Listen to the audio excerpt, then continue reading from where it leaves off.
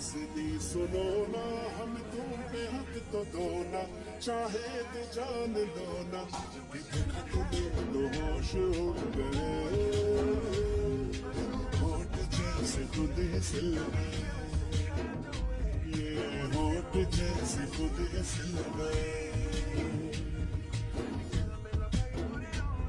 স্নিগ্ধ সকাল, মৃদুমন্ত হাওয়া বইছে, আকাশপাড়া আজ উজ্জ্বল হয়ে আছে। নীল আকাশের মাঝে মধ্যে মেঘের ভেলা ভেসে যাচ্ছে, তার উপর পাখিরা মন খুলে যেন গান ধরেছে। বাইরে গায়ে হলুদের জন্য স্টেজ সম্পূর্ণ, লোকজন ভিড় জমিয়েছে। দুই কন্যা একই সঙ্গে হলুদ রঙের আট পরে শাড়িতে সেজেছে। ফুলের তৈরি গহনা এবং অল্প বিস্তার সাজে সেজে উঠেছে দুজনেই। লিসাকে রীতিমতো রুমে বন্দি করে রেখেছে জাংকুক। আজ যে তাদের সাথে সাথে আরো একটি প্রেমিক যুগলের বিবাহ। হ্যাঁ, আইয়ু আর জেহবের। নামজুনের চোখ দুটো ঝাপসা হয়ে আসছে। মা হয়ে যার থাকার কথা ছিল, অথচ সে আজকে ঘরবন্দি। তার নিজের দোষেই সবকিছু হয়েছে। মনের কোণে অভিমান জন্মেছে লিসার প্রতি আইয়ুর। প্রতিটি মেয়ের পরম আশ্রয় হলো তার মা, অথচ আজ তার মাই তাকে এমন একটা পরিস্থিতিতে নিয়ে এসে দাঁড় করিয়েছে যা কখনো মানতে পারবে না আইয়ু। গায়ে হলুদের পর্ব শুরু হয়েছে। দূরে দাঁড়িয়ে দেখছে জাংকুক, ওর পাশে দাঁড়িয়ে আছে সুগা আর জেহব। জাংকুক কিছুটা চমকে ওঠে। তার রোজ এতটা সুন্দর, নাকি জাংকুকের চোখে দিন দিন তাকে সুন্দর মনে হচ্ছে? নিজের ভাবনায় ফিসেল হাসে জাংকুক। সারা অঙ্গে হলুদের ছড়াছড়ি। ভালোবেসে একটুখানি হলুদ ছোঁয়া দিলেন নামজুন দুই মেয়ের গালে। তে ওনার মেয়ে থেকে কম না। আজ তার আনন্দের দিন। আইয়ুর বড় ভাই তার নিজ দায়িত্বে বোনের বিয়ে দিচ্ছে। এই ব্যাপারে শতভাগ নিশ্চিত নামজুন যে জাংকুক কখনো তার ভাই বোনের খারাপ চাইবে না। ব্রো, আই লাভ ইউ ইয়ার। আকস্মিক জেহব জাংকুককে ম্যানলি হাক করে। জাংকুক ছিটকে দূরে সরে গেল। মজার ছলে বলেই ফেলে, ইয়াক ইয়ার, আমি তোর মতো নই, so stay away from me. জেহব নাক মুখ কুঁচকে নিল। সে তো ভীষণ আনন্দিত হয়ে জড়িয়ে ধরেছিল জাংকুককে, কিন্তু এই ছেলে। ব্রো, তুই কি বললি? আমি তো আই নো তুই আমাকে ভালোবাসতেই পারিস, cause I am very handsome, but trust me, I am not your type. What do you mean by that? আচ্ছা, তুই আমাকে ভালোবাসলি কি করে? জাংকুকের প্রশ্নে ঠোঁট কিঞ্চিত ফাঁক হয়ে গেল জেহবের। সুগা হু হু করে হেসে ওঠে। সে বেশ বুঝতে পারছে জেহবকে নিয়ে মজা করছে জাংকুক। জেহব বিরক্তের রেশ টানে। ব্রো, তুই আমাকে নিয়ে এটা ভাবিস? সেই মনিউ ইয়ার, আমি জাস্ট তোকে থ্যাংক ইউ বলতে চেয়েছিলাম, বাট তুই কি না কি আমাকে বলছিস, ইয়াক। জাংকুক ভ্রু কুচকে বলে, আচ্ছা ভালো হয়েছে তোর বোন শুনতে পাইনি, তাহলে আমাকে কি ভাবতো? সুগা মাঝখান থেকে বলে, তাহলে ভাবতো তুমি ইয়ে। জেহব চোখ পাকায়। সুগা, তুমিও? সিরিয়াসলি? জাংকুক আর সুগা এবার একসাথে শব্দ করে হেসে ওঠে। জেহবকে পচিয়ে দিয়েছে দুইজন মিলে। সন্ধ্যা নেমে এসেছে। পুরো বাড়ি আলোয় আলোকিত হয়ে উঠেছে। ধীরে ধীরে অতিথিদের আনাগোনা শুরু হলো বলে বিয়ের স্টেজে দুটো জোড়া বড় সোফা সেট রাখা হয়েছে বর বউ বসার জন্য। কাজীও চলে এসেছে। কিছুক্ষণ পরেই বিয়ে শুরু হবে। লাল রঙের লেহেঙ্গা পরেছে তে, আর আইয়ু পরেছে খয়েরি রঙের লেহেঙ্গা। পার্লার থেকে লোকজন এসেছে সেই কখন। সাজগোজের পর্ব চলছে। হাত ভর্তি লাল রঙের চুড়ি, গা ভর্তি গহনা। নতুন বউ সেজে বসে আছে তে। নিজেকে আয়না দেখে লজ্জা পেল বোধ হয়। এই প্রথম জাংকুকের জন্য সেজেছে সে। মানুষটাকে একটা সময় খারাপ বলতো, এখনো খারাপ, তবে শুধু তার কাছে। ওই যে সেদিন কতটা সহজ স্বীকারোক্তি করেছিল। একটুখানি সুখের খোঁজে মানুষ কতটা হাহাকার করে, তা একমাত্র সেই মানুষটি ছাড়া কেউ ব্যাখ্যা করতে পারবে না। আজ সেই সুখ পায়ের কাছে এনে ফেলেছে জাংকুক। তীব্র এই সুখে চোখের কোণে অশ্রুকণা জমা হলো তের। বাদামি রঙের সিল্কি শাড়ি গায়ে দিয়েছে জিমিন। মেয়েটা প্রথম থেকেই মায়াবী। আজ প্রথম শাড়ি পরেছে, তাতে তার যেন রূপ আরো বেড়ে গেছে। চারিদিক ঝলমল করছে তার সৌন্দর্যের কারণে। জিমিনকে দেখে হৃদয়ে দোলা লেগেছে আবারও সুগার। শ্বাস প্রশ্বাস দ্রুত গতিতে চলছে তার। ঠোঁটের কোণে লেপটে আছে মুচকি হাসি। কাছাকাছি এগিয়ে আসতেই মিষ্টি ঘ্রাণ নাসারন্ধে প্রবেশ করলো সুগার। আবেশে চোখ বুঝে আসে তার। এবারে দৃষ্টি মেলে জিমিনকে পরখ করে। কি হলো, এভাবে তাকিয়ে আছেন কেন? জিমিনের কথায় ফের হাসলো Suga. Beautiful lady, you are looking so pretty, look like a queen. Jimin জোরপূর্বক হাসলো। তার কেমন মনে হচ্ছে এই বুঝি শাড়িটা খুলে যাবে। আমি না, এই শাড়ি শাড়ি হুম শাড়ি মনে হচ্ছে খুলে যাবে। ও মাই গড, কেমনে পরে? সুগা বেশ বুঝতে পারছে জিমিনের অস্বস্তিটা, আর শাড়িটা খুলে যাওয়ার সম্ভাবনাও আছে, কারণ তার সেফটি পিন লাগানো হয়নি। সুগা জিমিনের হাত স্পর্শ করে। জিমিন চমকে মুখ তুলে তাকায় সুগার পানে। সুগা স্ফীত হেসে বলে, চলো। জিমিন কচ্ছপ গতিতে এগিয়ে যেতে লাগলো সুগার সাথে। জোরে হাঁটলে যদি শাড়ি খুলে যায়, বাকিটা ভাবতে পারলো না জিমিন। অবশেষে সুগার হাত ধরে উপরে একটা রুমে এলো। প্রায় সব রুমই মেহমানদের আনাগোনা চলছে, এই একটা রুমই আপাতত খালি। সুগা ভেতরে এসে দরজা বন্ধ করে দিল। জিমিন তাকিয়ে আছে নির্নিমেষ। What happen mister handsome? Suga এগিয়ে গেল ড্রেসিং টেবিলের দিকে, ওখান থেকে সেফটি পিন বের করে আনে। আমি ঠিক করে দিই। জিমিনের উত্তরের অপেক্ষা করলো না সুগা, আলগোছে তার শাড়ি স্পর্শ করে। জিমিন আঁতকে ওঠে, লজ্জায় জর্জরিত হয়ে ওঠে তার সর্বাঙ্গ। এক অদ্ভুত শিহরণ খেয়ে গেল অন্তঃপুরে। আপনি কি করতে চাইছেন? সুগা ঠোঁট এলিয়ে হাসে, আলতো করে জিমিনের ঘাড়ে অধর ছোঁয়ায়। মেয়ে জাতি প্রিয় পুরুষের সান্নিধ্য পেলে নুয়ে পড়ে। জিমিনের ক্ষেত্রেও তাই হলো। আকস্মিক সুগার স্পর্শে যেন তার সমস্ত দেহে কম্পন শুরু হয়েছে। ভার ছেড়ে দিতেই সুগা আঁকড়ে ধরে থাকে।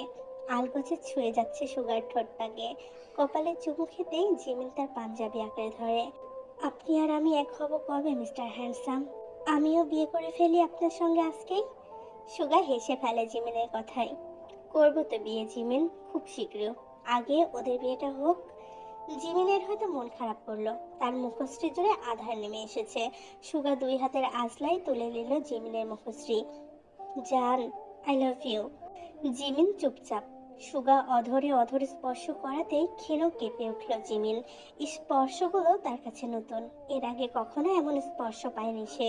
সুগার বাহুতে আসলেই শান্তি লাগে জিমিনের। দীর্ঘক্ষণ ধরে অধর চুম্বন শেষে চোখে চোখ রাখে দুজনে। I love you too mister handsome. Jimin জাপটে জড়িয়ে ধরে সুগাকে। সুগা চুলে হাত রাখলো জিমিনের। এই সব কিছু মিটে গেলে সে জিমিনকে আপন করে নেবে। সব সময়ের জন্য নিজের বাহুবন্দী করে রাখবে এই দুষ্টু মেয়েটাকে। বিয়ে বাড়ি হঠাৎ করেই যেন নীরব হয়ে গেল। এই তো কিছুক্ষণ আগেই জমজমাট বিয়ে বাড়ি ছিল। লিসাকে রুম থেকে বের করে নিয়ে এসেছে নামজন। যত যাই হোক, একমাত্র মেয়ের বিয়ে। জেহব আর আইয়ুর পারিবারিকভাবে বিয়ে হলো। দুজনেই কাবিননামায় স্বাক্ষর করে দিল। ঘনিয়ে এলো জাঙ্কুক আর তের বিশেষ মুহূর্ত। ইসলামী শরীয়ত মোতাবেক ওদেরও বিয়ে হলো। বিয়ে শেষে সবাই একত্রে আলহামদুলিল্লাহ বলে। শাড়ি ছেড়ে ব্ল্যাক গ্রাউন পরেছে তে আর আইয়ু। নিচে গার্ডেনে পার্টি থ্রো করা হয়েছে। থিম অনুযায়ী প্রায় সবাই ব্ল্যাক পরেছে। ছোট ছোট ড্রিম লাইটের আলোয় আলোকিত হয়ে উঠেছে চারিপাশ। You are looking so pretty sweetheart, trust me, I can't control myself. Controlless হচ্ছি। তের হাত চেপে ধরে জাঙ্কুক। গা শিরশির করে উঠল তের। শীতল চাহনি ফেলে জাঙ্কুকের পানে। এই লোকটার ধৈর্য নেই, এটা বরাবরই খেয়াল করেছে সে।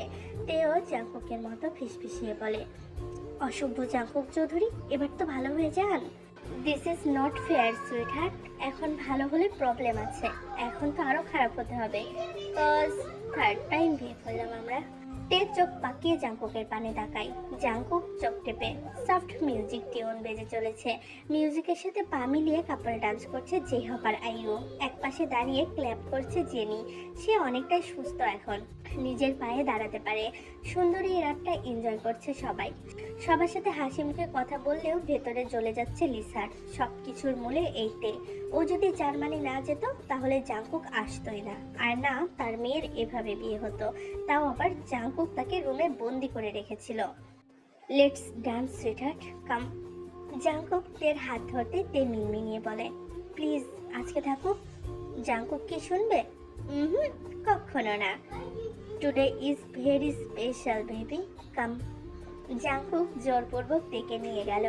আলগোছে চেপে ধরে তার কোমর। তে জাঙ্কুকের কাঁধে হাত রাখলো। পায়ে পা মিলিয়ে দুজনেই ডান্স করছে। এই সুন্দর মোমেন্ট ক্যাপচার করলো সুগা। আজ সবাই একসাথে আছে। সময় পেরিয়ে চলেছে আপন গতিতে। খাওয়া দাওয়া শুরু হয়েছে। তে একটু ভেতরে যেতে চাইলো, এখানে কেমন অস্বস্তি লাগছে তার। শুনুন। ইয়েস সুইটহার্ট, আমি একটু ভেতর থেকে আসছি। হোয়াই? এক্ষুনি চলে আসবো। এভরিথিং রং রেড রোজ? জাঙ্কুক তের গালে হাত স্পর্শ করে। তে মৃদু হেসে বলে, নাথিং, এক্ষুনি চলে আসবো। ওকে। তে গ্রাউন্ড দুই হাতে ধরে বাড়ির ভেতরের দিকে যেতে লাগলো। সদর দরজা দিয়ে ভেতরে ঢুকতেই লাইট অফ হয়ে গেল যেন। তে চমকে ওঠে। এই অন্ধকার ড্রয়িং রুমে কিছুই দেখতে পাচ্ছে না সে। তে আশপাশে হাতে লাইটের সুইচ বোর্ড খোঁজার চেষ্টা করলো, কিন্তু কোথাও খুঁজে পাচ্ছে না। আকস্মিক কেউ তার মুখ চেপে ধরে। তের যেন নিঃশ্বাস আটকে আসছে। সে বেশ বুঝতে পারছে এটা একজন মহিলার হাত, আর সেই মহিলা আর কেউ নয়, নিশ্চয়ই লিসা। তে নিজেকে সারানোর চেষ্টা করেও ব্যর্থ হলো। লিসা তাকে রীতিমতো টেনে হিসড়ে স্টোর রুমে নিয়ে গেল। হাত পা বেঁধে ফেলে দিল মুহূর্তেই। মামি, কি করছো? ছাড়ো আমাকে। লিসা শুনলো না, উল্টো তার মুখও বেঁধে ফেললো। তুই আমার মেয়ের জীবন নষ্ট করে দিয়েছিস রীতিমতো। আমি তোকে ছেড়ে দেব? কখনো না। লিসা সেই বন্ধ স্টোর রুমে তেকে ফেলে চলে গেল। বাইরে থেকে তালা ঝুলিয়ে দিল। নিঃশ্বাস নিতে কষ্ট হচ্ছে তের। অন্ধকার ঘরে একা থাকতে জান বেরিয়ে আসছে তার। ধীর গতিতে কেটে যাচ্ছে সময়। সবাই ক্লান্ত শরীরে বাড়ির ভেতরে প্রবেশ করেছে, কিন্তু আশ্চর্যের বিষয় হলো ভেতরের টেবিলের ওপরে রাখা জিনিসপত্রগুলো ছড়িয়ে ছিটিয়ে পড়ে আছে ফ্লোরে। জাঙ্কুকের মস্তিষ্ক জ্বলে ওঠে। তে কোথায়? কিছুক্ষণ আগ অব্দি তো তার সাথেই ছিল, কিন্তু যখন বলল ভেতরে যাবে, এরপর তো আর আসেনি। জাঙ্কুক ব্যস্ত পায়ে ওপরের রুমের দিকে গেল। না, তে নেই। এবারে জাঙ্কুক কিঞ্চিত ভয় নিয়ে আশেপাশে সবগুলো রুম চেক করে দেখে। তে কোথায়? কোথাও পেল না তাকে। রোজ, কোথায় তুমি? হোয়ার আর ইউ সুইটহার্ট? সুগা আর যেই হক দুজনের উপরে গেল। সত্যিই পাচ্ছে না দেখে। ওরাও আশেপাশে দেখতে লাগলো। আকস্মিক নিচ থেকে লিসার হাসির শব্দ ভেসে আসে। নামজন বিরক্ত হয়ে বলে, কি হচ্ছে কি লিসা? দেখে পাওয়া যাচ্ছে না, আর তুমি হাসছো? লিসা তিরিক্ষে মেজাজে বলে, পাবেও না। যেখানে রেখেছি কোনো দিনও পাবে না। মিসেস মহিলা, কোথায় রেখেছেন আপনি দেখে? লিসা গম্ভীর মুখে বলে, বলবো না, পারলে খুঁজে নাও। জাঙ্কুক দাঁতে দাঁত পিষে, আমি কিন্তু আপনাকে। কি করবে তুমি? বেশি বাড়াবাড়ি করলে তোমাকেও আমি। আইয়ু এগিয়ে এসে মাকে থামায়। মা, ভালোই ভালোই বলো তে কোথায়? সপাটে চর বসালো লিসা আইয়োর গালে। উপস্থিত সবাই স্তম্ভ।